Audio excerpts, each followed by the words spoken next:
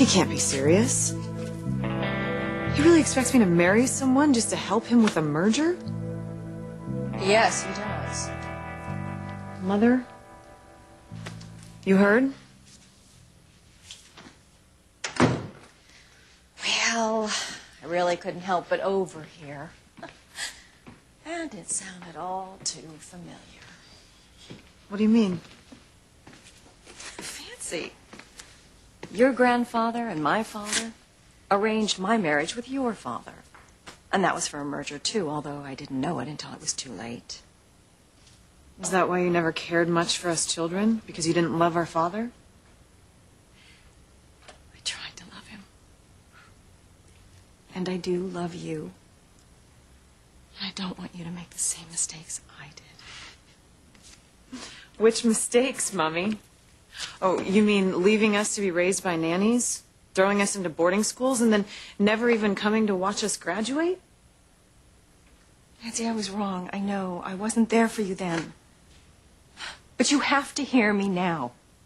Don't make the mistake I made. Don't marry a man you don't love just to help Alistair with some business transaction. Believe me, you will regret it for the rest of your life. And since when do you give a damn about my life? Fancy, don't be cruel. I'm not being cruel, Mother. I'm just curious. When exactly did you start to care about me?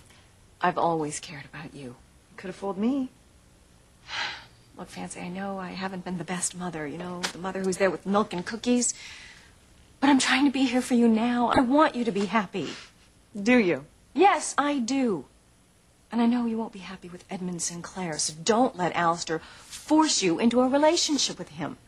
You need to be with someone you want to be with. You need to be with someone you love. So obviously there's someone you care about. Who is he? Sorry, Mother, but you're wrong. There's no one. Well, you're lying. So who are you trying to protect? Oh, dear Lord, it's Noah, isn't it? Noah? Of course not. Oh, Fancy, why Noah? Couldn't you have fallen for someone else? Why did you have to fall for him? I'm not saying he's the one, but what difference would it make if he were? Because, Fancy, you're not right for him. Oh, here we go again. You mean I'm not good enough for him, is that it? That's not what I said. I said you're not right for him. Fancy, you have a lot of money, and someday you're going to have even more money.